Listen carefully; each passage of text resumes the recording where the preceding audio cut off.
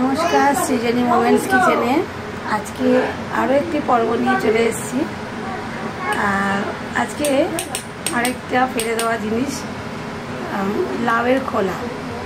লাউয়ের খোলাটাকে আমি এইভাবে বেটে নিয়েছি, আর নিয়েছি একটু ডাল, মুসুর ডাল, আর তার সঙ্গে একটা আলু আর 5-6টা কাঁচা লঙ্কা, আর নিয়েছি পেঁয়াজ। তো আমি এগুলোকে একসাথে করে বড়া করব, আর এটাও খেতে অপূর্ব লাগে। আপনারা অবশ্যই এইভাবে বড়া করে খাবেন। আমি এগুলোর মধ্যে দিয়ে দিলাম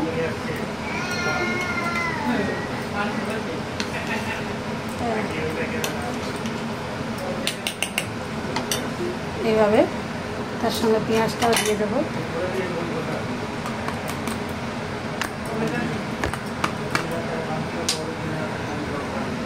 এইভাবে আমি এটা একসাথে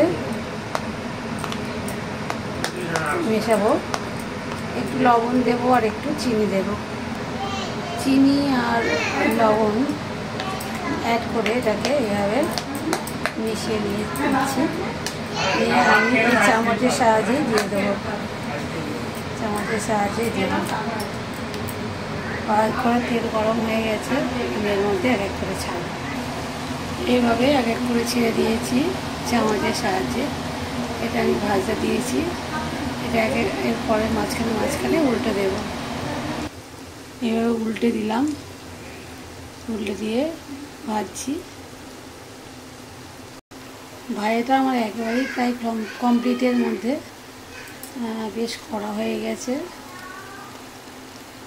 আচ্ছা, এর মধ্যে একটু আমি মাঝখানে ভুলে গেছিলাম বলতে, আমি এর মধ্যে দিয়েছিলাম একটু অল্প চালের গুঁড়ি, কারণ এটাকে একটু নরম হয়ে গেছিলো, একটু চালের গুঁড়ি দিয়েছি বলে এটাকে আর একটু টাইট হতে সুবিধা হয়েছে। তো এইভাবে ভেজে নেবেন অবশ্যই। দেখুন কত সুন্দর লাগছে, খেতেও অপূর্ব লাগবে। তাই ফেলে দেবেন এমন জিনিস দিয়ে যদি বানিয়ে খেতে পারেন, তার একটা আলাদা সবজিও হয় আর খেতেও ভালো লাগে। তো ফেলে দেবেন না আজ থেকে। লাউয়ের খোসা অবশ্যই ফেলবেন না। লাউয়ের খোসা এভাবে বড়া করে আপনারা খাবেন এবং কমেন্ট বক্সে আমাকে জানাবেন কেমন লাগছে খেতে। টাটা।